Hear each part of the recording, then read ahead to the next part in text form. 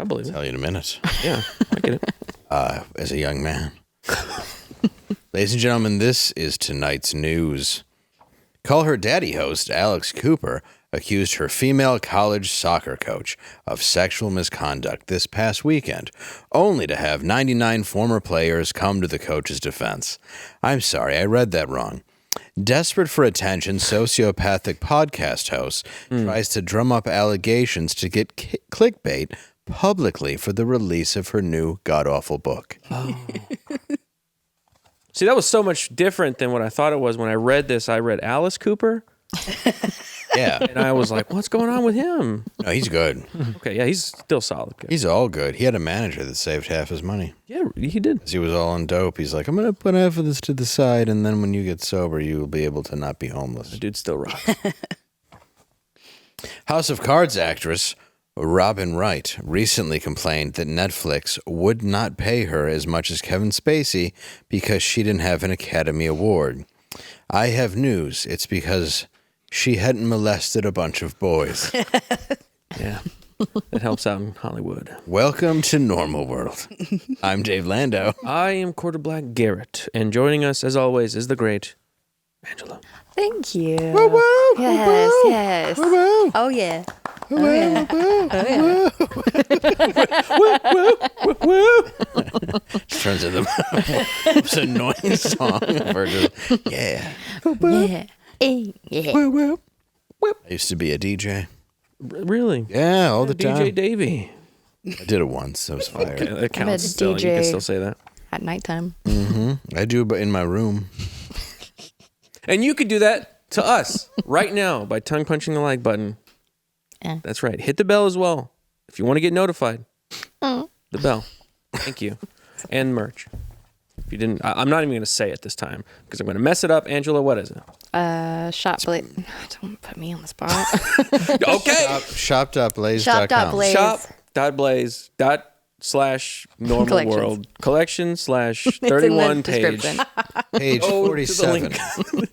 It'll be after 8 shows you've Yeah. never heard of. Yeah, that no longer exist. They're in front of us. Right, it's right after the Agua Donkeys merch. Yeah. So welcome to the show. Garrett, where can we find you? You can find me on my channel, Black Garrett, on YouTube, where I stream every Sunday when I can. Dave.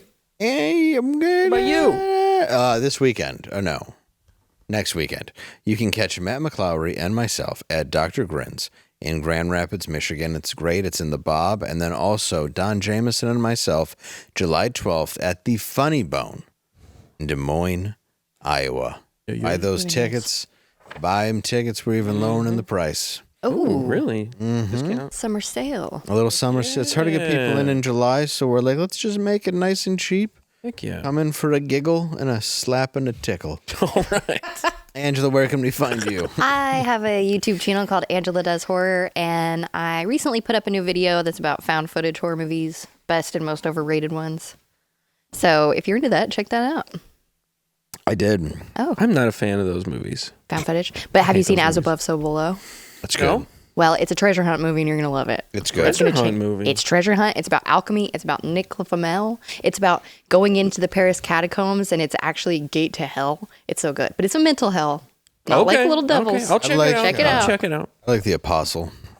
Oh yeah, that was good. Is that also found footage? It's basically just Jonestown, but it's like a Okay. found footage Jonestown. Did you see The Sacrament? That's the one. That's what. Yeah. Not the Apostle, the Sacrament. Thank you. The Apostles with Robert Redford.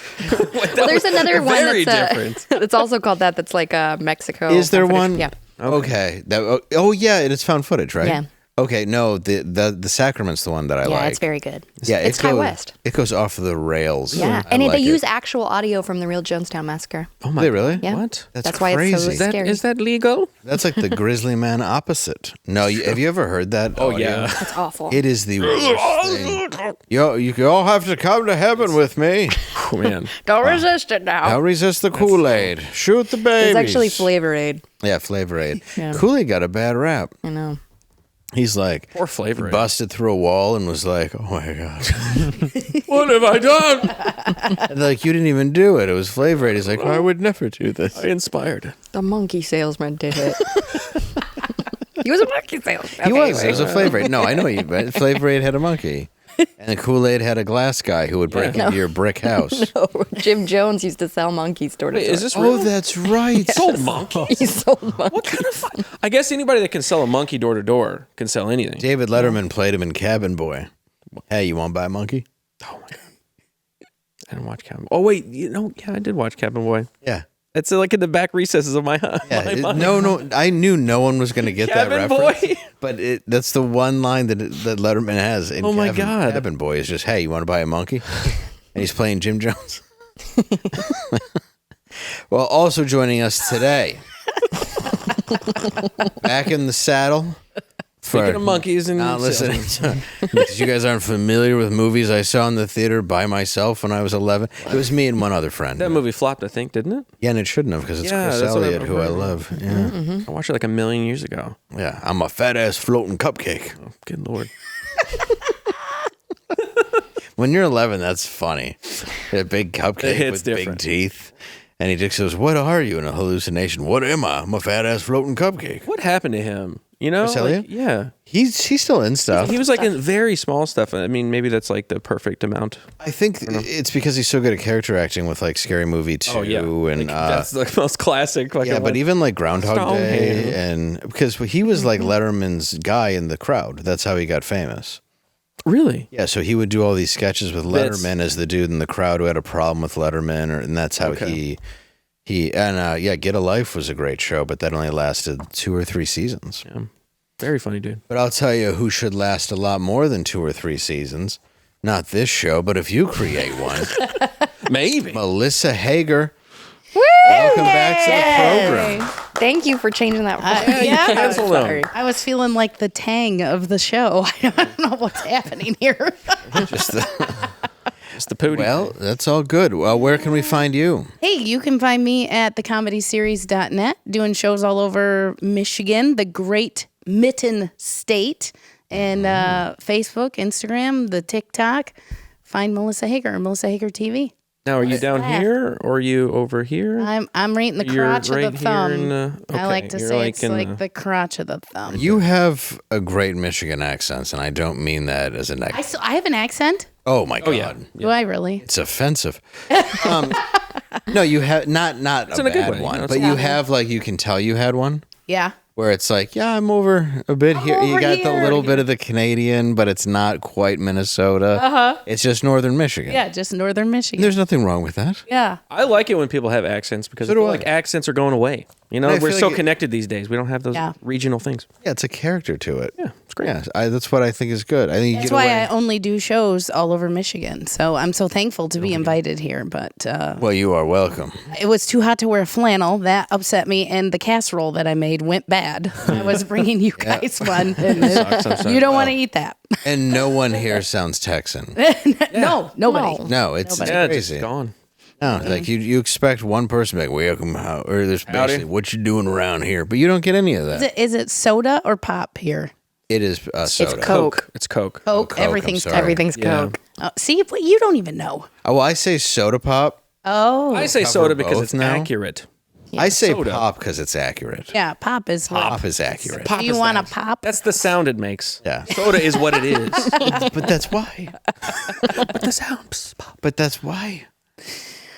Also joining us today, a ridiculous black scent on a white man. One of the youngest politicians ever. Is that correct? Damn. I don't know if I would say ever, Dave, but the youngest elected official in Nebraska's history. Well, you don't know. Please, what? I didn't mean it like that. What's gonna their look that up. population? Matt, what's their population? How old were you, Nebra- Matt? Yeah, I don't know the population of Nebraska, guys. I'm sorry. How many people are in Iran? Now you've never been there? Remember when Douglas Murray did that? Yeah. Say how many people are in Iran? About to be a lot less. Come on. They're gonna get glassed. You know what I'm saying? All right. I know it ain't 93 no more. All right. No, it's great having you back on the show. How are you, sir? Doing well. You guys can catch me outside. How about that? All right, get serious. All right, for real. Matt Bechtel, Instagram, Matthew. You're a Bechtel, billionaire from X.com. OnlyFans? Yeah. Yes, I am. Yes, I am. Thank you guys for having me. It's been a blast to be here this week. It's always a pleasure. Oh, real quick, by the way, thanks to the audience for ordering my brother's barbecue sauce. He texted me that he had all the orders out by this morning. So shout out to woodriverbbq.com. Great customer service. Thank you, guys. Thank you. Matt, Right. how old were you when you became a city council member? So people get this mixed up. So I ran when I was 19. I lost by like 48 votes. And then I ran again. And then I got elected when I was 22. Wow. Okay, so there's only 3 who have been younger than you at 19 and 21. Ooh. Wow. In America? Yeah, Better luck next time. Wait, in America? in America. Wow. Dang. Are you kidding? That's an impressive thing. That is Yeah, You should very. be proud of yourself. Wow. I mean, you're not number one, but you should be proud of yourself. I did, Three's yeah. up there. Yeah. So In fairness, Wow. I've never been number one. learn something new every day. Last time I was here, Garrett tried to ask me what it was like on city council, and I didn't give a very good answer. But I invite you to ask me again if you would like. What's it like to be on city council? I did trail ass shit. Just kidding. Ask me again. Dave, you ask me. I'll give you a real answer. Matt, Ask me what I did on city council. I'll give you a better answer. Matt, I've always wondered, what did you do on city council? Go straight to the mall and turn out the inside. All right, I'll be serious. This Angela asked me. I'll give you a for real answer. Matt, what was it like being the number 4 youngest city councilman? I ran the city, girl. You know what it is. He stands on business. Yeah, stand on business. When's it Yeah. gonna clock to you? Yeah, when's it going to clock to you guys? I'm standing on business. Thank you guys for having me. It's been a blast. I just want to note that some of the things I was doing when I was 19, that is exactly why I will never run for anything.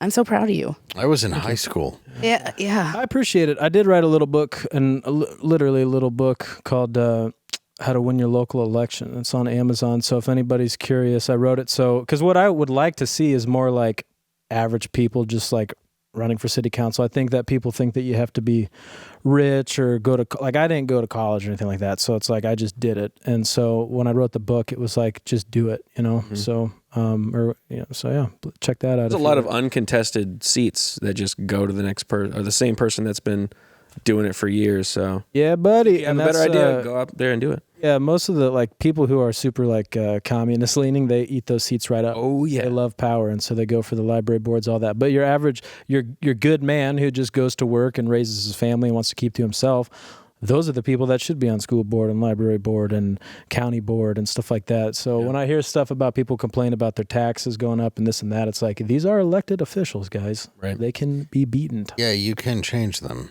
Yes, absolutely. I would run my jurisdiction like Bumpy in Harlem. Amen. Getting brother. coke was a into leader. the city, but everybody gets a turkey. Who doesn't like a good turkey? Take a nap. Yeah. Fair. Just saying. I really would. I've discussed this every time I'm on stage with cops. Like, if you found $1 million in a drug house and like 3 kilos of coke, I would return $4,000 and half a kilo of coke. I think that happens a lot. I mean, that's Why just wouldn't smart. you?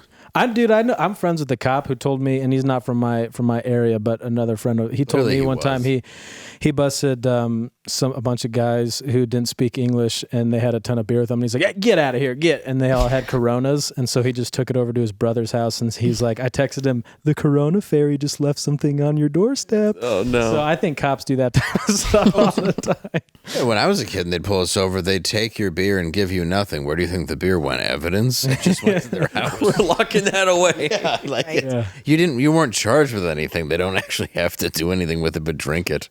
Body cams probably have changed all that, but these cops told me one time in my town, they said that like you could tell when somebody's body cam was up because usually when they'd walk up to each other at like a scene, they'd be like, "What's up, dumbass?" And then they said that the other cop would be like, "Hello, Officer Brown, how are you today?" It's like, oh, he's got his camera on. I'm doing fine today.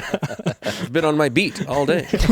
Have you been arrested? I have. I thought There's some so. amazing footage of me out there. Of all things, I got pulled over drunk driving on April Fool's, my very favoriteest day of the year in a town where I know a lot of people. And I thought I was getting pranked. So I made a complete ass out of myself all the way till they shut the cell. Like, I thought that this was the longest joke ever. And I was like, okay, I'm losing my buzz. Like, how long are we We're gonna wrap. Where's Ashton? when is this Wrap this gonna wrap up? Yeah. The whole time you're reaching for his gun. Like, this isn't a prank. Certainly didn't help in front of the judge at all. They're like, why were you cracking so many jokes? The lady that it was very small town and everybody shared. The drunk cell was a share cell. And I walked in thinking this is just the most hilarious thing ever. She's probably a paid actor. And I walked in, I was like, yeah, look at us, high five. And she was like, no. She had just gotten a divorce and drove through a bank on a fifth of vodka. Wow. So she was having a way worse day than me, I think. I When don't know. she got in the bank, was she like, April Fool? Yeah. It was like the coolest joke ever. I Killed a teller and a manager.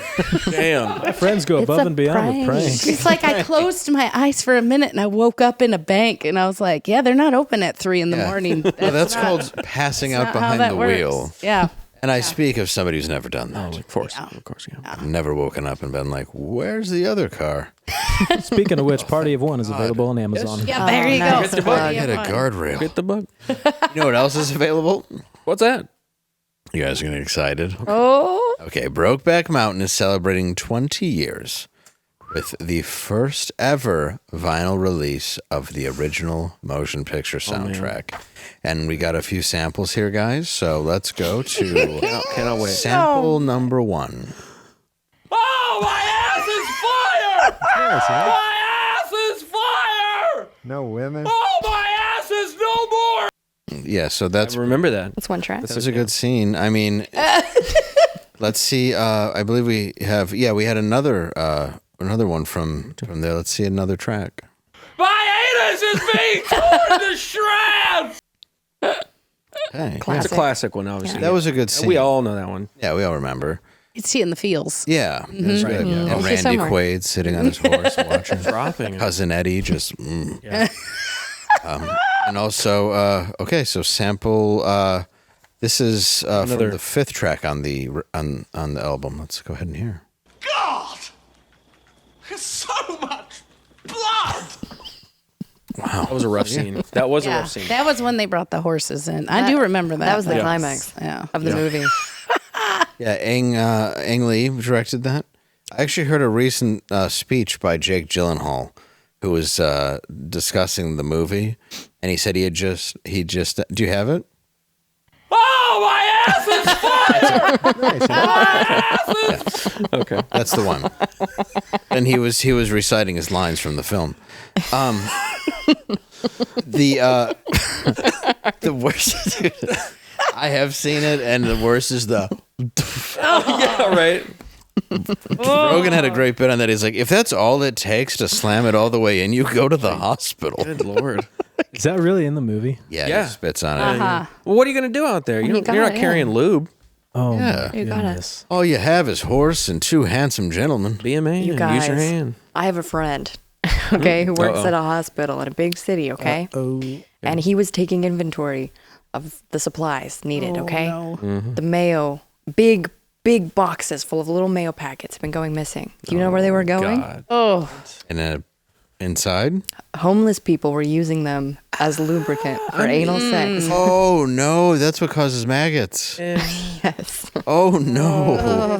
It's Oh. Just wanted to share That's that. for food. No, I appreciate For it. you. But it is the right consistency, you know what I mean? I mean, I more guess in a mayo. pinch. That's why my In a casserole pinch. The went Smell? bad. Delicious. Can you imagine the smell? Well, you're already homeless. You're already, That's what I you're mean. desensitized. But out in the heat, homeless, mayo butt. Yeah, that's a bit rough. It's rough. You made that stank worse. But Jake Gyllenhaal was saying he just did a scene with Heath Ledger, and he goes up to Ang Lee, who speaks broken English, and he goes, "How was that?" And Ang Lee's laughing, and he goes, "Ha, so gay."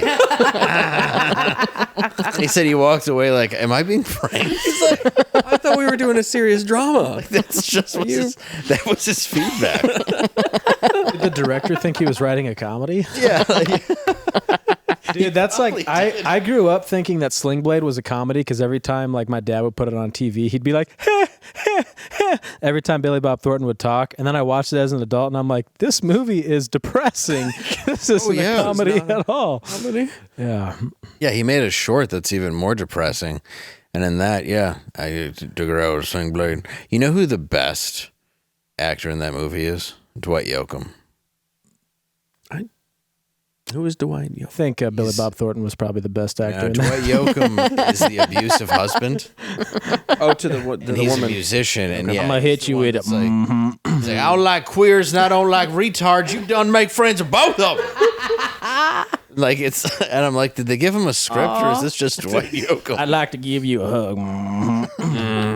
You ain't got no gas in it. I feel like this is a good time to say hi to my grandma if you're watching. Oh no, Grandma. She looks just like Sling She Blade. said that to me all the time.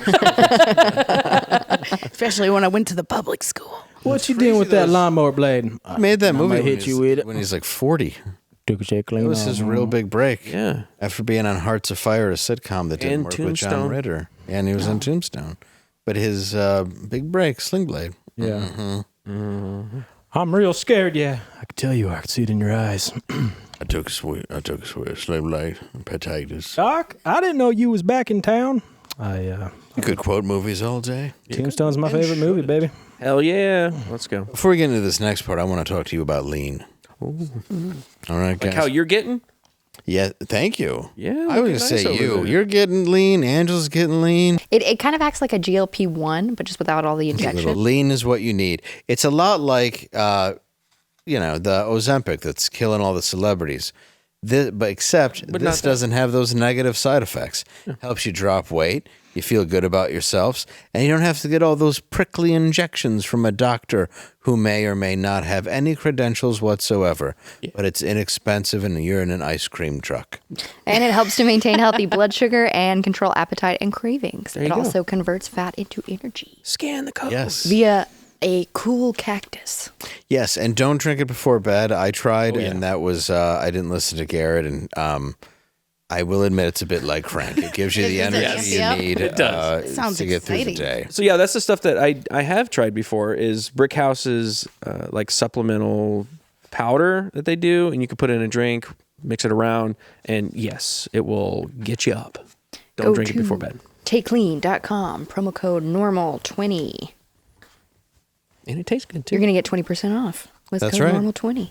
That's it. Normal 20% off. And thank you very much, Lean, for sponsoring this episode and doing what you do for people trying to drop a few LBs. These statements have not been evaluated by the FDA. This product is not intended to diagnose, treat, cure, or prevent any disease, and is not a substitute for alternative care from a healthcare provider. That was good. That was really good. Wowza. So the FDA and the CDC, who have done wonders for you, don't agree with the product. Places you can trust. Trust them. Yeah, God forbid holistic medicine. All right. I mean, I'm not saying don't go get penicillin when you need it, but good Lord. All right, so That's what you're using doctors for. they got me. You know what sucks? Penicillin does not agree with me. Really? But whatever I do take is enough to kill that. It all balances out. No, penicillin I can take, but it's like once I get to the amoxicillin, I'm like, hey, I'd rather just be sick. Because did you see that commercial? The gayest man alive, done by the old Budweiser commercials. No. Like he calls hemorrhoids road bumps. Oh my goodness. That was a real commercial. Speed bumps. No, it just came out though. Greatest man alive. That's what it was. Yeah. They're like he can taste, or he can. He can name the flavor. He can name the flavor of a popsicle just by sitting on it. Oh, my ass is fire! My ass is fire! No women. By the cherry. No women.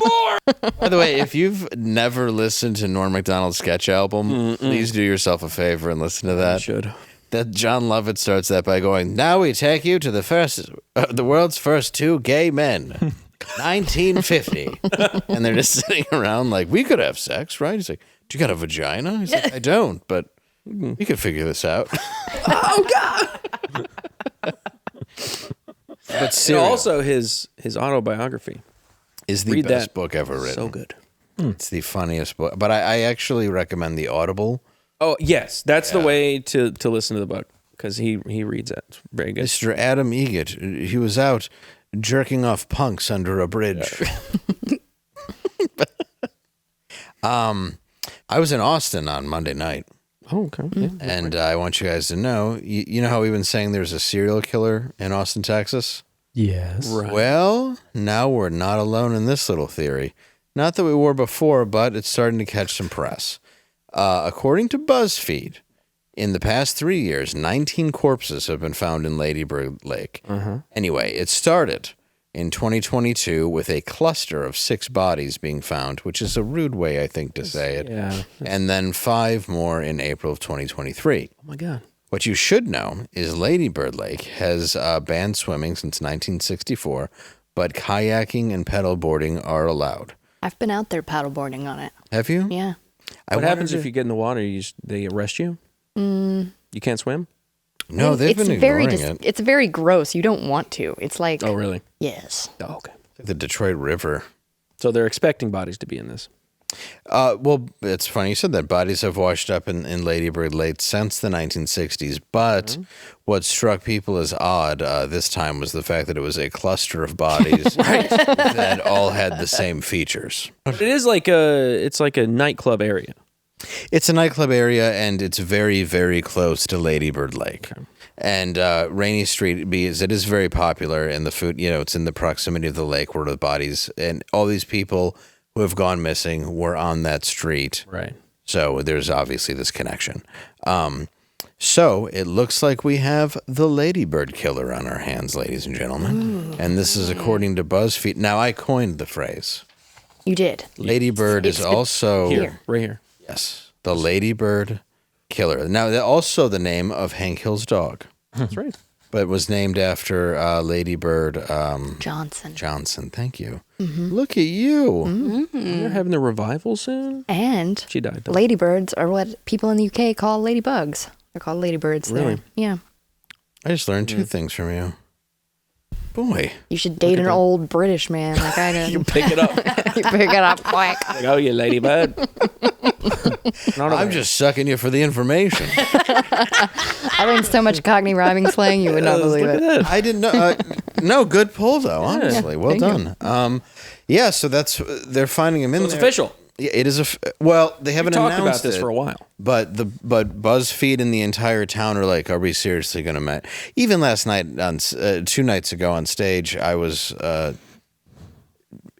one of the things was about cult, and then the other one was about serial killers. And the first one, I thought, like, I said, oh, you mean the one that's killing all the homosexuals and leaving them in Lady Bird Lake? And the place erupted in laughter. They know. It's no longer a secret, but the APD is saying, like, well, we can't really find a kid. But I mean, they may not tell the public what they're looking at anyway. So Yeah, you never know. I think it's pretty official. Yeah. Have you ever known a serial killer? I never could make it official, but I had my suspicions. Okay. Oh, you didn't know if it was him or not. Never had a pen pal? No, I did have a pen pal. Did you? Was it How Eileen do you Wuornos? read my mind? when I was lonely as a youngster, I used to write to a man in prison. Who was he? Who was he? I know we're kindred What's spirits. going on here? We are. I'm really glad you two met. Yeah. We've come so far, Angela. I know We've we come have. so far. Look at us. Yeah, that's how I met my first black man ever. Oh, wow. Well, Who was he? Who was he? What did he do? I don't actually know. I just know that Your first. I went to I grew up in a really small I town know in Michigan. where you grew up, and there were. And I'm telling you, I was 19 before I met a black guy, or black person in general. Honestly, I saw 6 at the water park. And, yeah, and called the I know. cops. Well, we've come far. I remember being in a Doesn't mall. make sense for I them to be moved there. out at 18 years old. I was young, and I was walking through a mall for something to do. I had no money, and these guys were hooting and hollering at me, and I was like, "Ooh, yay, friends!" And so That's how they get you. I went over and said hi, and then they're like, "You want to go ride around with us?" And I was like, "Sure." And then they went to jail later that night, and we ended up being pen pals for a while. What did they do? I don't know. The police started chasing us, and they started going really fast. Kidnapping. And It was crazy I too don't know. because I was this young kid in the back seat, and they're like, "Here, hold the beer," and they put it like down on the floor in the back seat, and You're just putting guns and pills in your pocket. and then when the police got us cornered in this tire shop at midnight, and they got out and started running, like I watched them get tased, and I was like sitting there like, I just went for a ride. And they thought I was a prostitute. I was like, How old were you? Thank God I was 18. Okay. Thank God they looked at my driver's license and they're like, "What are you doing out here?" I was like, "They talked to me at the mall. I thought we were friends." Love they cornered you at a tire shop, so it was kidnapping and stealing. But yeah, they dates. did. Here's the other crazy part. From the mall, we went to my trailer that I lived in to stop to go to the bathroom, so I could get a sweatshirt.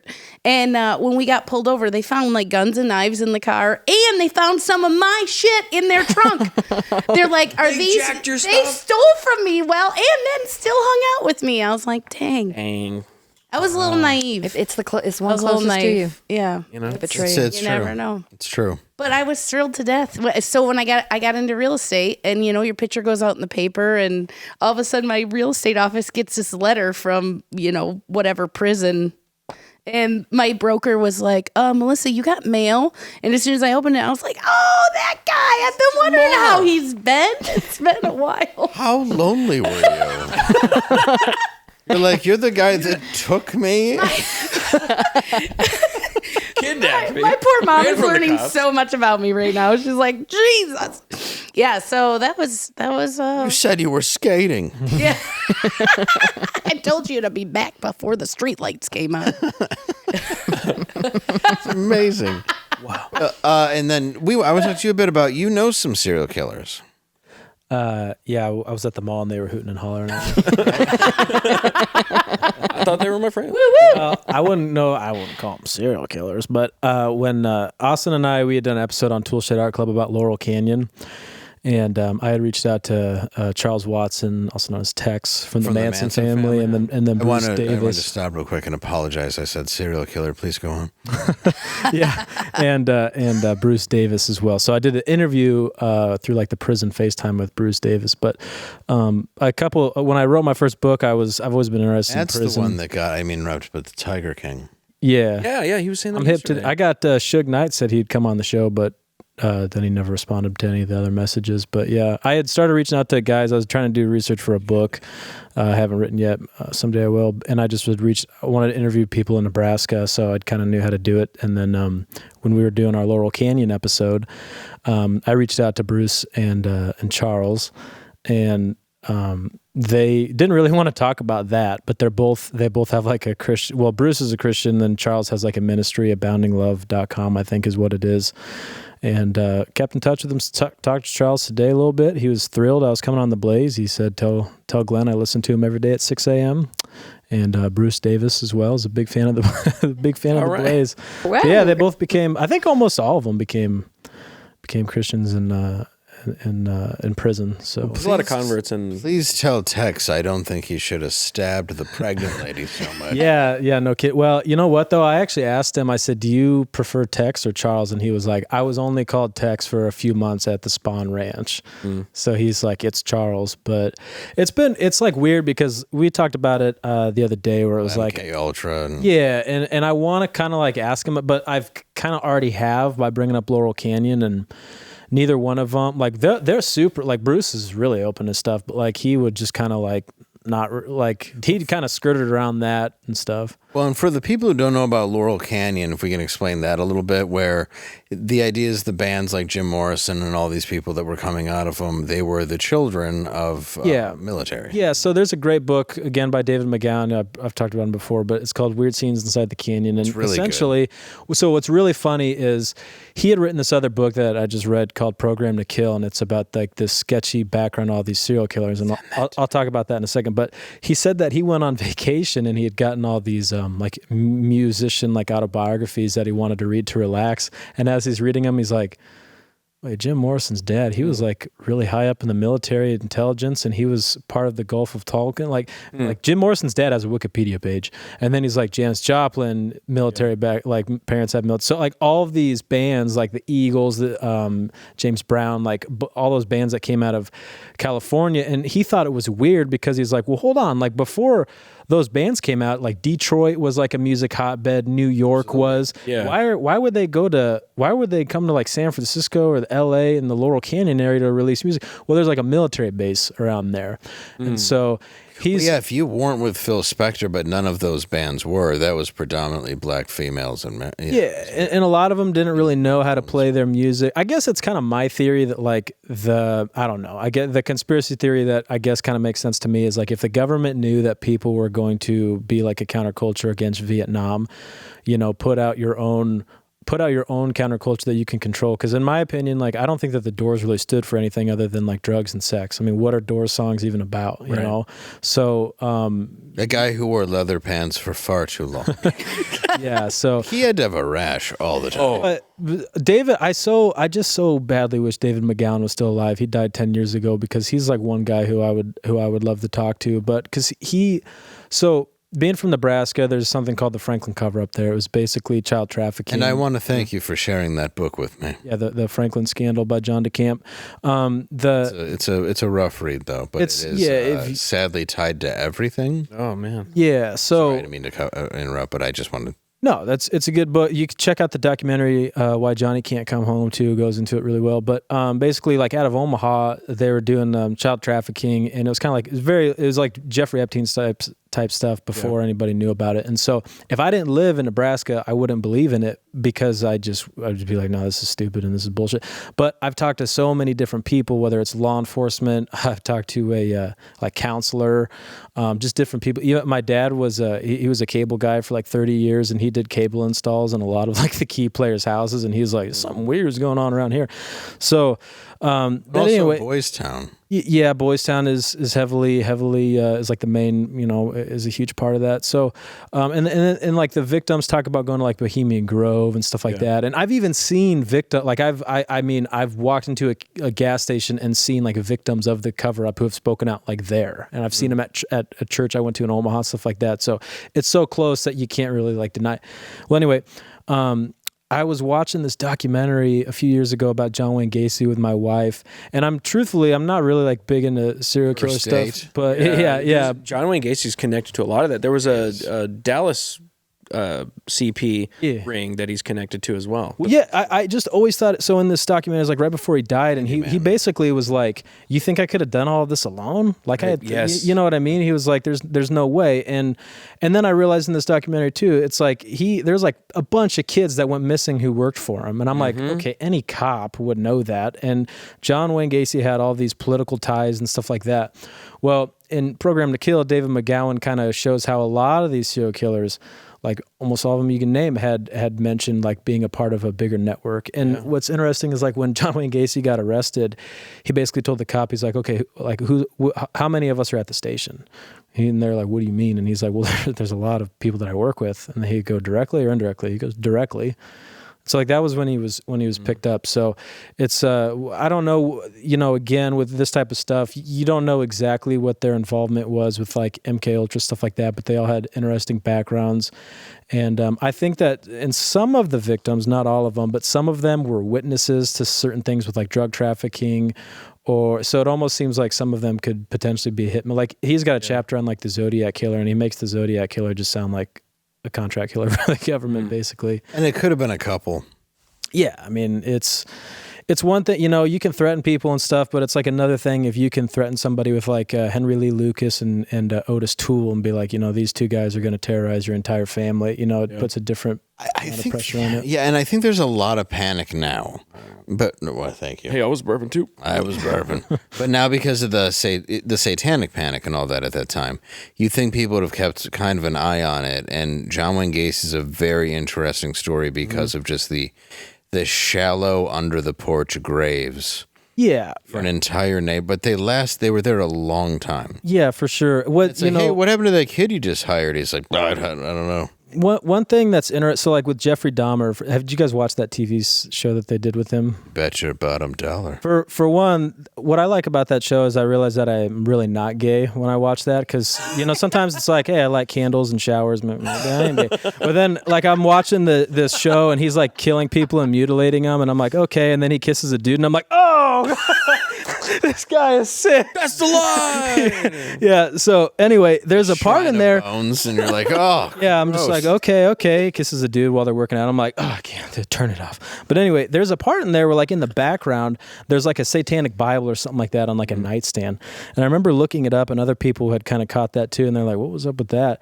Well, I couldn't find anything else about like Jeffrey Dahmer being into like Satanism, but for my birthday a couple weeks ago, I told my mom that I wanted his dad's book, because his dad wrote a book in the 90s, like before Jeffrey Dahmer died. His dad wrote a book, and in it, like I just got it, so I'm only a little bit into it. But in the introduction, he was like, the police, they took me into his apartment and they said, this is where he did this, this is where he did this, this is where he had a satanic altar, and then he moves on, and it's like, what? So it's like, Jesus. The cops turned their heads many times. That's what they showed in that, where they seriously went in there and they're like, oh, shrine of bones. Yeah, you got a bad acid. There's blood on the bed. Okay, we'll see you later. This is fine. The thing with like Chaos or like David McGowan and guys like this is like, we can't really, like at the end of the day, there's no, like, especially with Tom O'Neill, like Tom O'Neill's not like, I can't tell you exactly what they were doing with the Manson family. I can just tell you how much they lied about the case. And then McGowan does a good job of showing how, like, there was a ton of stuff. Like, I've read almost all of John Douglas's books just because I like it's interesting, like the using the psychology to figure, I read them all when I was like 18. But like, he just goes into how, David McGowan goes into how just a lot of this stuff is lying. And I think one thing I thought was weird too is like how much stuff they put on Ted Bundy, like him killing all the sorority girls, and he just he questions, like, because there's been a few serial killers who they say did that, and he's just like, completely out of the MO. One person can't kill 9. How are you going to have 9 girls like in a house and take 20 minutes at a time with each one, as the official narrative was? Just driving around in a Beetle and that murder was completely out of the MO of like how he did all the other ones. As we're talking with the Austin thing, McGowan points out how like we've been told that serial killers have like they only get blondes, and so when they show you like their victims, they're like, see how all these victims look the same. But truthfully, I mean, if you just have pattern recognition, if you look at a lot of these serial killers, there's a few victims that look nothing like who they've been like, and some of that too could just be like, who knows, sloppy police work, where it's like I don't know, after King Von died, they're like, oh yeah, King Von killed like all these other people in Chicago. Case is closed. Moving on. They're you know like, what I mean? Look at these, we closed them. So yeah, same thing. And there's a bunch of like murders in the Seattle area. And then even after these guys would be arrested, like the crime rate's still went up. So again, it's just one of those things where it's like, there's something going, whether it's a grand conspiracy, just sloppy work, I don't know. But we were talking about it a few days ago about like, the serial killer thing culturally was 70s, 80s, 90s, and then all of a sudden there's not a serial killer. 60s was maybe earlier, but it was more. I don't know. Frightener is the very famous case of. Oh gosh, I'm blanking on. But like that was the build up to it, and then it just disappeared, very rare, and it kind of became. People get killed, but it's not like serial killers are all over the place. They're not on the highways. Yeah, there's always going to be people will always kill. Like, so that's the thing. Like, too, with people that I interview, like the way that I look at it is like anybody in this room could kill anybody in this room. Like, serial killers aren't interesting. They're just people with like bad compulsive problems who hit somebody when they're not looking. You know what I mean? So it's like, are we all thinking about the guy that's actually mentioning this? Or is that just me? Where's my gun? But like, they're really like, I don't really understand like why people are in this room with compulsive problems. He's in politics. He's in politics. But like, I just don't think that they're truthfully just like not that interesting when you get down to like what they really are. Yeah. Oh no, the murders are interesting, and then when you talk to them, they're like, I don't know. Yeah, I don't know. It's I weird, didn't want her to have a head anymore. I think it's more interesting mother. to. Yeah, Ed Kemper. It really is Ed Kemper. Yeah, Mother said I should kill. He's got a weird background too, but yeah. Gein was interesting because it's like, well, that's nice. You made a nipple belt. You have cereal. He was like kind of not that bad. He was the Martha Stewart. Dude, Yeah. check this out. At my church in my Bible study. There's this guy I was talking to, older guy, and he's like talking about all the places he was a nurse, and he was like, I had Ed Gein as a patient, and he kept talking, and I go, well, dude, you just told me that you knew Ed Gein. We're not talking about anything else ever. Yeah. And so I was like, what was that like? And he said, you could tell that he was always thinking of like. He said that in a normal conversation with him, he would explain to you how to make a light shade out of skin. Yeah. Like that was just always front of I don't know mind. if people know how Ed Gein got caught. The entire town would go hunting, except for the women and like this one guy's mom who ran a store. Yeah. So while the entire town is hunting besides Ed Gein, the woman who runs the store is gutted and hung from a meat hook.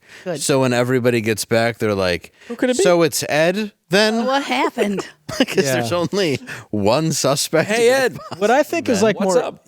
what I think is more interesting with true crime is like the detective's perspective, the family's perspective, but like as far as the actual murders go, it's just like like I love the true detective work because it's so Yeah. simplified in movies, and it really is such a complicated process that I don't think gets its due. Well, and I think the way a lot of the documentaries make it out, they make like the cops are the bad guys and they're like covering up stuff, or just because it's like sensationalized. It's like a lot of the times they have a million other cases to do. Oh, yeah. Getting all these people that know nothing about it that are calling in and going, I saw a guy, Oh, I dude. did it, and they have to run down all these different things. yes. And at the same time, when you see these massive lists, when you can now with retrospect watch these documentaries and you go, how did they not know all these deaths are connected? It's like, well, they were figuring it out. Like Dude, that's literally what they were doing. Yeah, that just Figure it out. reminds me. I would talk about this when I was in city council sometimes because the sheriff for the Green River killer wrote a book, and it was just like about how stressful it was to be the sheriff because you have a limited amount of resources. You've got bodies popping up. People are pissed because they're scared. They want you to fix it right away. Yeah. You have a limited budget as like a sheriff. You call the FBI. They're only going to be around for so long before they pack up and leave town. And it was just like the most stressful thing ever. And I would like when we would talk about our town, I'm like, we don't really have any real problems. Imagine what would happen if a serial killer came into town and we had to take a bunch of our police resources over to just like trying to find like one person. You know what I mean? So And if you look at how the mental effect it has on people, even Michelle McNamara, who was Patton Oswalt's wife, who got into the Golden State Killer and how hard she was searching that and like killed spent her. every day. That's a disturbing She ended book, up dying dude. as a result. It's a very disturbing book, and she ended up dying though because of Her obsession. Yeah, her obsession and the pain, the depression, the inability to sleep. So I mean, But she did got help to get me. him caught. yeah, She's the reason is he was awesome. caught, and he was caught after she died. She had just died, and then they caught. But I mean, how great is that they go, oh, it's actually this cop Yeah. who was doing it the entire time, and then like once you see it, it's very easy to link it all together and go, oh, he had the connections, he had the. But when you do have all those connections, you can't hide it. Trying to figure it out. There's so much bleed over, I think, between him and Ramirez and stuff. There's so many things where I always My imagine mother- Ramirez also In-law's cousin was killed by him. Wow. What did you just say? California. What? Yeah. Dude, that's well, I interviewed Josh Todd from Buck Cherry, and he was friends with the kid that helped get Richard Ramirez caught. Good for him. Like they were like, yeah, he's like, I went over to this kid's house and he had a mini bike, and I was like, how did you get that mini bike? And he's like, I helped catch Richard Ramirez. And you can see it, I think, on like YouTube where the police like give him a little dirt bike because he like saw a weird dude looking through a window and like capping and that's like eventually I guess what Actually, helped really him. nice to give to a kid at that time to be like, hey, good work. It was like a mob that caught him too, wasn't Oh, and it? they whooped his ass too. That was awesome. Yeah, It was they a very did. Stalin-esque sort of capture. They're like, yeah, bring him up. Like the whole neighborhood went after that dude. That was So I mean, he was hunting people, just opening open windows, I mean, it's terrifying when you read about it.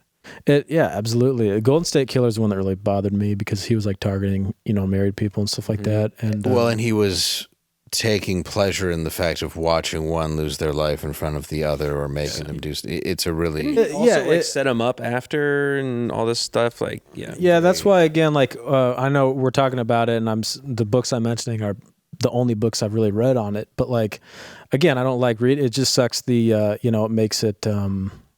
just sucks the happiness and joy out of your life. Because then you, you know what I mean. When you read about this stuff, it doesn't put you in a good mood. It makes you sad and scared. I've always find it interesting though. Like I think it's a fascinating study on human nature. Yeah. I mean, I think there's people that kill for pleasure because they're sociopaths. I think people kill in war like we're having right now because of power. I think people kill because they have to. Yeah, and I think, there's a lot of, it is a human nature thing. I mean, it's just something that happens and would happen a lot more if we weren't as evolved. yeah. Well, one thing what David McGowan basically explains too is he thinks that it was that there was higher levels to it, that there was, people within the government who were facilitating this or whatever because they wanted that psychological effect on society to make everybody afraid, to make people not trust their neighbors, to basically scare the hell out of people. And that's one thing with the Manson murders is it accomplished a lot because you have to remember they didn't capture the family right away, and they tried to frame it to look like the Black Panthers. And so before then you had celebrities like Jane Fonda and stuff who were like endorsing the Black Panther movement. Well, and it was easy with pig written on the garage. yeah, and then Edgar Hoover had this memo that came out later where he was like, these Hollywood elites need to realize they're going to be the first ones that are, killed too. And so were they? Yeah, so it freaked out.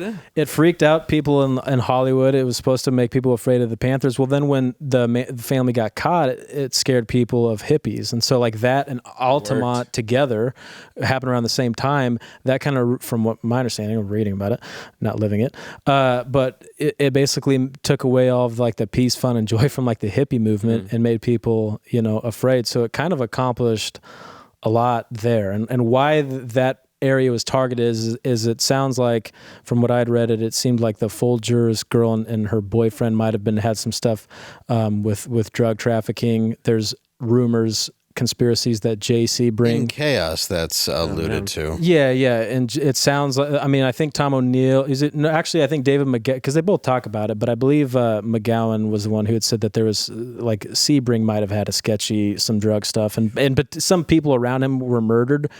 And so, and I think at one point O'Neill even kind of frames it like they didn't even realize that Shannon was going to be at the house, like that they just thought it was the other people there or whatever, and she just kind of got caught up in the mix of it. So that's what it was she wasn't supposed to be. Yeah. I mean, and because the dude they killed in the parking lot did have in the parking lot, in the driveway, that did have a little connection. I mean, he was there to like sell a boat or something. Yeah, he just happened to, from my understanding, is just happened a to random be there. victim. But when they went in the house, the first targets were the Folgers people. Yeah, absolutely. And then she happened to be like there the with coffee, I think the best part of waking up is Folgers in your cup. But then you have to remember too, mountains. They killed the other people that they What's killed. the worst part about not waking up? Being stabbed to death in your kitchen. By Matt's friend. Go on. Like the Libyanka murders or whatever. Those were people who supposedly had like they were in what it sounded like was that the guy had some debt to the mob or something like that, and so it wasn't just like a random thing. But yeah, I'm sure with drugs then too. Yeah, there's always the rumor of like the Italians and certain mobsters never fooled with drugs, and that's completely not true. Yeah, exactly. Yeah, but there's a lot of smoke around that, though. It's like during that time, there's so many different psyops that we know happened. Yeah. That we know that the CIA did in foreign soil and other things that the government did here. So it's just like, you can't blame anybody for going, okay, I'm connecting the dots here. Yeah. And I'll just say this, as far as like being friends with Bruce or Charles, like I forget who they are when I talk to them because like it's always about like, hey, have a blessed day, have a good Sunday at church. And when my last son was born, Bruce happened to call me that day, and I was like, he was one of the first people I told the name of my son, and he was like excited. He prayed for me. He actually gave me really good scripture. Yeah, he gave me a really good. That's really funny. He gave me a scripture to read. It was like, hey, you're probably going to be nervous, but just read this verse. It was a good verse. Yeah. Charles is the same way, and the thing about what's hard with like, I guess Christianity is that like obviously anybody can be like, I'm a changed man because I believe in, people always wonder. Yeah. And if you're really kind of deep in the church, you people who are not Christians are like, how can you be a Christian? Because you said the F word. Yeah. But it's like, well, because we still sin. But point being is like, I don't think that these guys are doing this because they want to get paroled in California, because being a Christian isn't saving anybody in California. No. proper role. Yeah. So yeah, I mean, abounding love. Charles sends emails like once a week, and just like a little message, and wanting to be forgiven is part of it, and wanting to be able to change. And it's like you're paying for it. You're paying for what you did. And I think that's good. You made a very good point yesterday that I wanted to point out as well. You said what's scary is how much that we know. And I think that's a very, very good point, because if we know this much now, the amount of stuff that we don't know has to be scarier and darker. And that's what scares me a lot about reading more into this, because you go, okay, there's serial killers, there's certain people, but if people are programmed, which is very possible, and I think if you read Chaos, it's a very good argument for it. And when you have somebody who's, let's say, in their 80s and they don't want to tell you about what the CIA involvement was with the Manson family, like you were saying, like, oh, I'll sue you, I'll do whatever I want. I could have you killed is how they were talking. That's somebody afraid for future generations of their family. Like, that's a fear level that you see almost with the cartel. Well, dude, the guy that they think was probably with Manson, so Manson had said that he came to the crime scene after it had happened, and some people thought it was with Bruce Davis or somebody else. Well, Tom O'Neill basically is able to point that it was a guy who was like a CIA undercover, most likely. That guy had met a girl, fall in love, they had a kid. All of a sudden, he's like, we got to move to Sweden because that's where his wife was from. He would leave for a long time, come back, and then finally he told her, like, look, I'm in the CIA. Goes away for like years, just sends her divorce papers. They never hear from him again. And then after he retired, he reached out to his daughter, who was an adult. And Tom O'Neill talks about this in the book. And he's like, I'd like you to come out here and talk to you. So she comes out to LA. His friends thought he was joking about having a daughter until he met her. And he was basically like, I had you guys away for your safety, and I still can't really talk to you about what I was doing. Jesus. So I gotcha. Well, getting to the end of the show. I mean, that is what I tell my kids every weekend when I come back from doing comedy. For safety. I can't really tell you what I was just doing. It's not but important. I am back, so. Well, there is, I don't think it's real, but it was, maybe it is. No, it's not. But loosely based on somebody, but there was a little show called The Happy Face Killer with Dennis Quaid. Oh, yeah. Did you watch it? I did not watch it. It It's came not up in my bad. There's a theory out there. A little woke, yeah, but Yeah. it was. I enjoyed it. Dennis Quaid's great Oh, he's great. because it's Dennis Quaid. Yeah. You watching any good programs? I did. Well, you guys were talking about that. Me and my husband got into Making a Murderer. We watched that not too long ago. I know that's kind of old now, but Did you do Mindhunters? yeah. So no, I did not. You should. That would be a good one too. I'm a Law and Order SVU kind of gal. Dun, dun. Dun dun. I even got the little dun dun. What about I do. I have it at home. Yeah. So I mean, there was a man who was into kids. What? Let me ask my gay son about this. you know, there is a theory out there too that some of us don't want to know too much because then it just keeps you awake at night. Yeah. Yeah. And I got friends that give me a hard time all the time. They're like, "Quit, get your head out of the sand. You need to pay attention." And I'm like, I don't think I want to know all the things. Like, I don't want to be your friend. that's all right. I don't You know want too much, Matt. You Matt, know too much. I don't. She regrets canceling her flight to Houston. I hadn't smoked pot in many years, and I don't want to really say it was a relapse because it was almost like a marriage counseling. So we smoked a joint. Okay. Yeah. There's something that we did, and it was we went and saw Prisoners. Oh boy. Oh my god! Oh my God! You were high during that? No, worst no. movie. Great movie though. It's great, fantastic. No, but me and my Overlooked. wife were just like, Oh my god! and I think I think it was either why I was just born or we were talking about having kids. It was very early on in my sobriety. man. But we were like, I was like, yeah, we can smoke a joint. Because this was actually a therapist. It's like, you can do something together. You can like, all right, because I'm not going to drink, you know? Yeah. So I did that. And then, yeah, first of all, it was good weed because my buddy got it who grew it. Okay. And then on top of it, it is the most panic-inducing movie you will As a ever. parent? It's tension. Oh my It's God. tension from the beginning to end. The second the van pulls away and you're like, no. No, don't. No. And then when he's saying, he's like, she's out there waiting for me, not you, me. dude, and it's like Paul Dano. It's just scalding water, cold water. And then you Inside find the out in the end, like, it wasn't. Come on. Don't want to spoil it. Go watch the movie Go if you watch haven't seen it. it. It's There's another one where I don't want to. Same director as Dune. Yeah, I don't want to. Oh, he's great, dude. Sorry. I don't want to give away the ending of this one, but this couple, their child was killed, so they plan to blow up the truck that the prisoner's being transported in. Yeah. And they kidnap him and they torture him and stuff in the basement. Have you seen that? Mm-hmm. I'm trying to think of who's in it.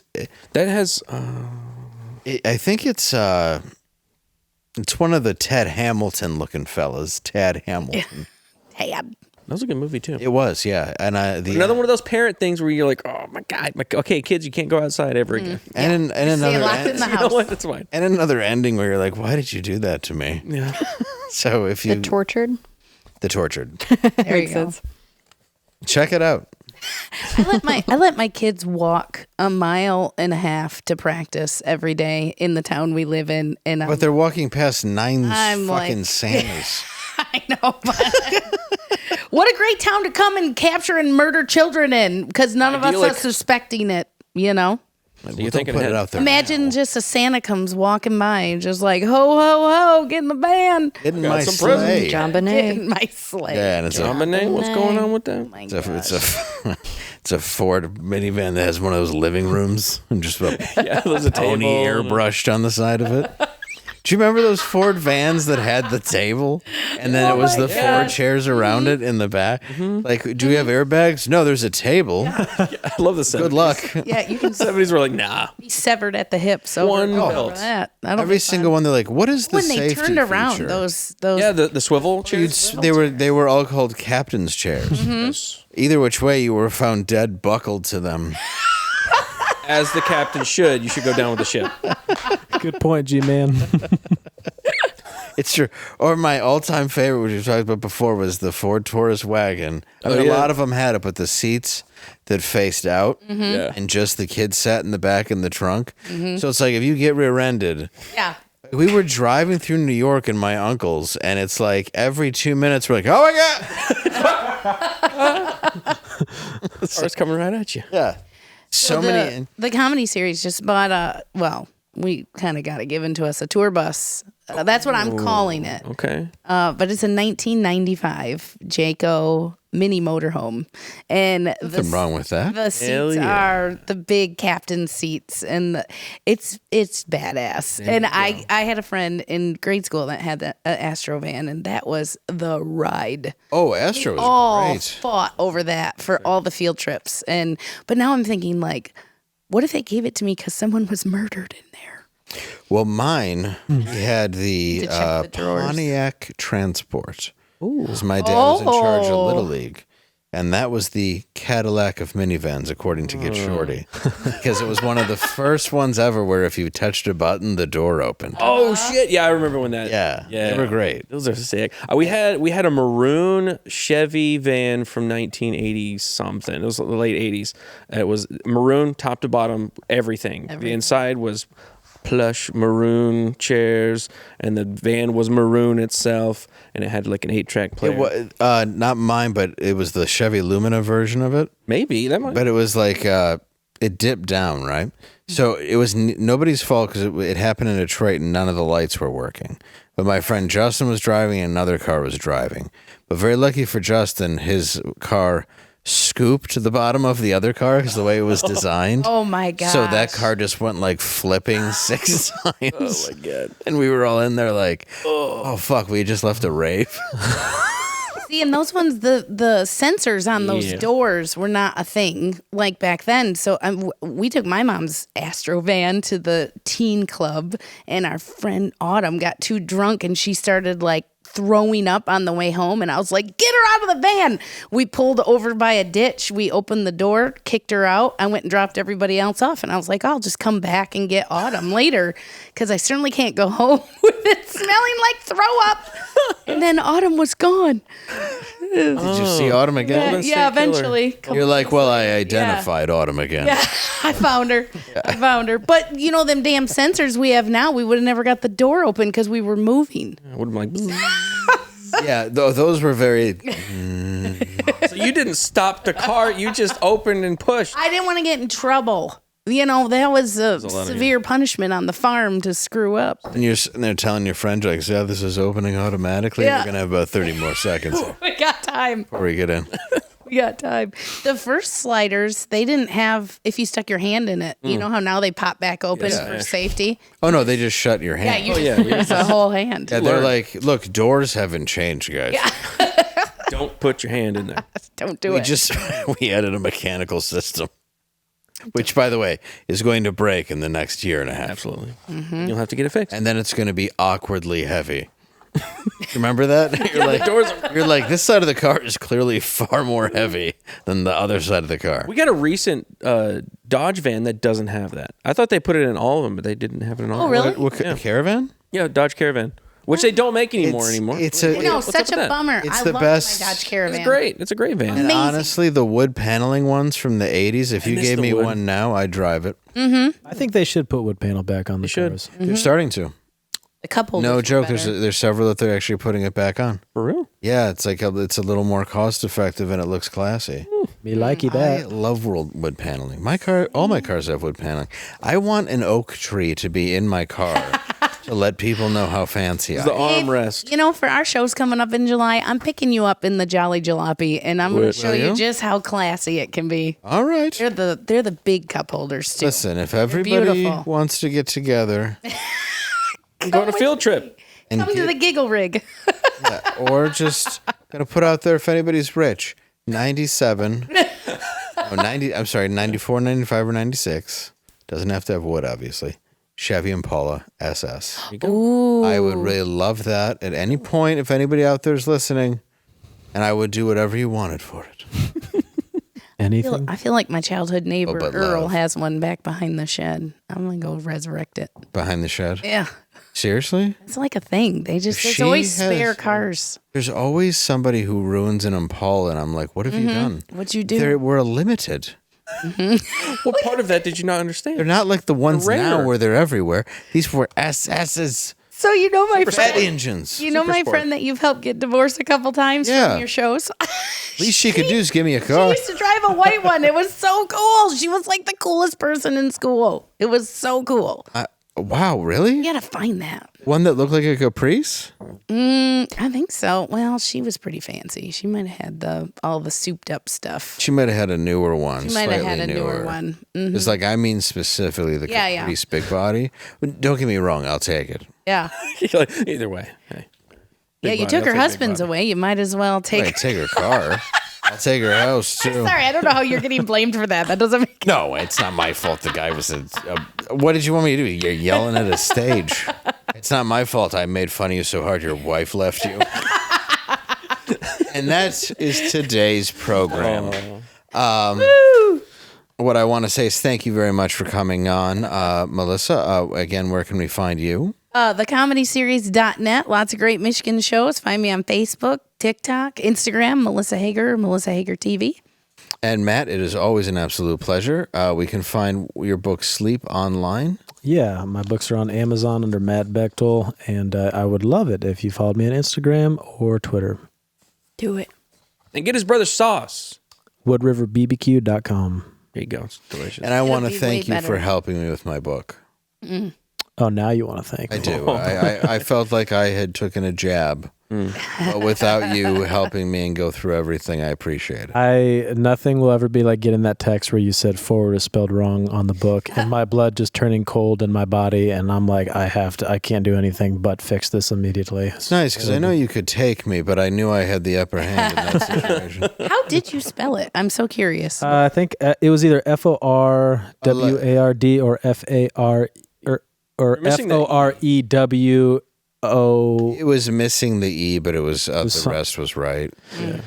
Yeah. But he was nervous. I get it. Sometimes when you work with celebs, Yep. Yeah, that's you know, Yes. and you're dealing with their books, Absolutely. you make sure you get everything perfect. I've always wanted to tell you that in that photo with you and Brad Garrett, you look like somebody's cute aunt who finally found a good man to treat her right. Yeah, dude, right? You-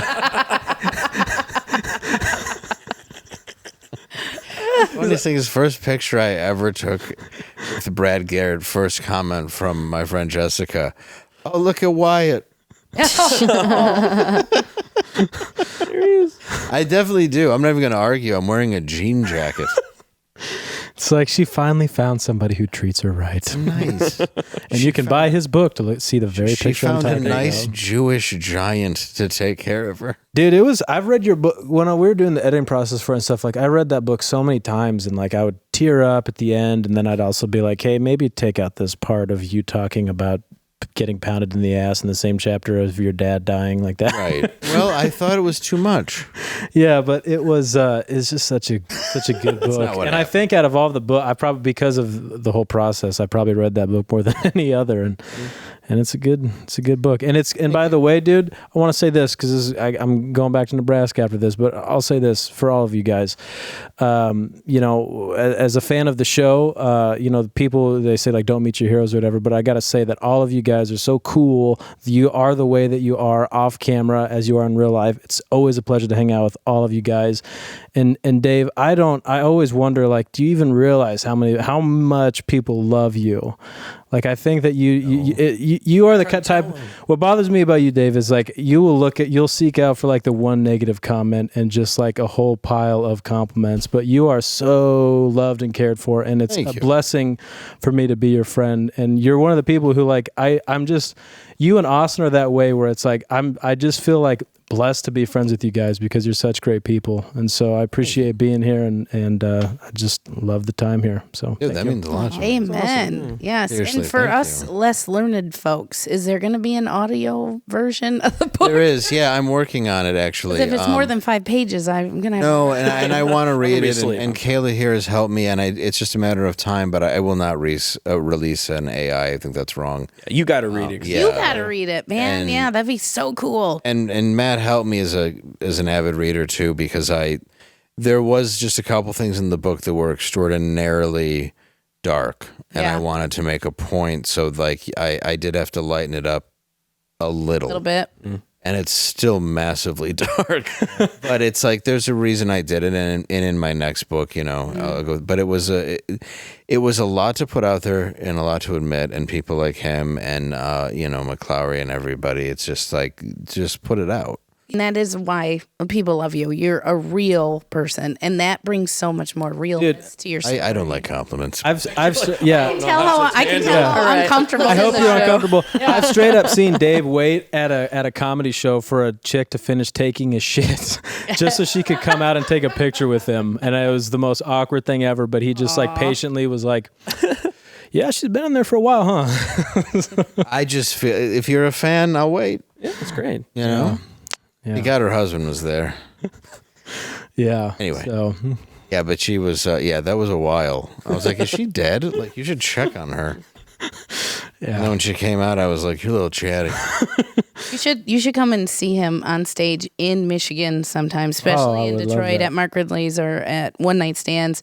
I mean, because he's from there, and you can just, the room feels a way. It feels a certain way. I bet. Yeah. It's very cool. Thank you. Yeah. We got to stop this. Now we're gonna tickle you. Yeah, hold on. Everybody, tickle Dave. Tickle Dave. Are your panties wet? You're just tickling me till I come.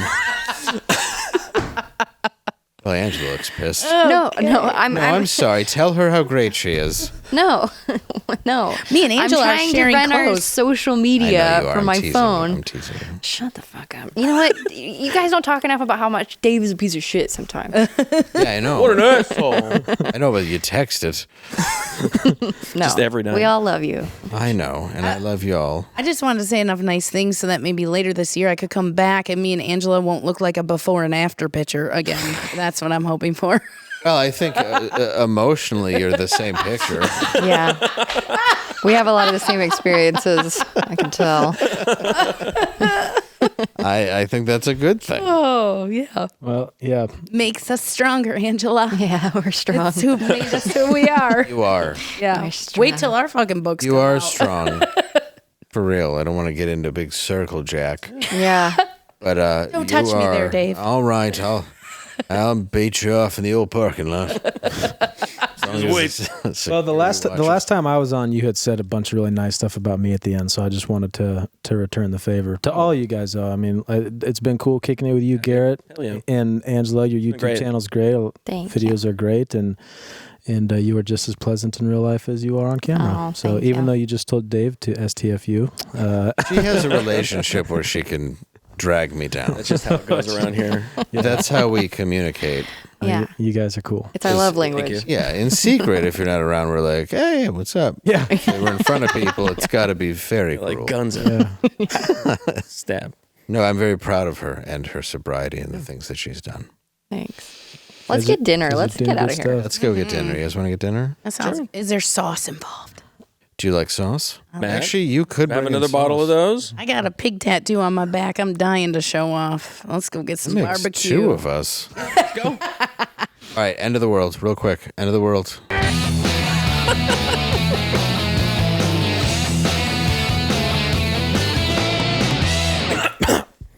Dave? Yes, Will Smith revealed that he turned down leading roles in movies including Inception, Django Unchained, and The Matrix because he didn't understand what they were about. I think that's fair. Okay. What else has Will Smith turned down that he now regrets? A wife who looks like Sinead O'Connor's dead body. He didn't understand Django. Wait a minute. He didn't understand Django? Yeah, I think he just said that, but it's Didn't pretty. understand. All right, pretty straightforward. Does he not understand? But I'm going to say a loyal spouse with a full head of hair. He definitely turned that Okay, down. yeah. Good burger, which Jada don't have. Oh, Just I'm gonna say straight flat ass. I'm gonna say Margot Robbie. Yeah, he did. Ooh. I'm going to say The Matrix Reloaded and all over Jada's face from Willow's friend. Oh. It's just a fact. It is. It is. Do you think it was the swimming scene in Forrest Gump is why he turned that down? You know what? I'm going to say it. I do like Will Smith. I think he's been getting a real hard time. Yeah. Have you heard I his just recent saw- song? Yeah, it's great. And then I saw him do an interview with a kid on the street who just like, I'm sure it's shit, but I was just trying to be nice. But he did an interview with a kid on the street, and I just thought it was so motivating. And it's like, he was so good on Fresh Prince and Part of My Show and Bad Boys. Yes. And Independence Day. And Independence Day. Me and my kids got into. I got two boys. They loved he's like the washed up superhero. Oh, Hancock's Hancock. great. Hancock. I love great. that movie. So We're about a sequel, I think. are they? Maybe. Hardcock? Ooh. Yeah. Hand So job. it's starring Footcock. Jada. All right, everybody. boy. I appreciate you tuning in. We Yes. will be back next week. And of course, the next week will be 4th of July, so we won't. But we'll be back next week. See you next Tuesday.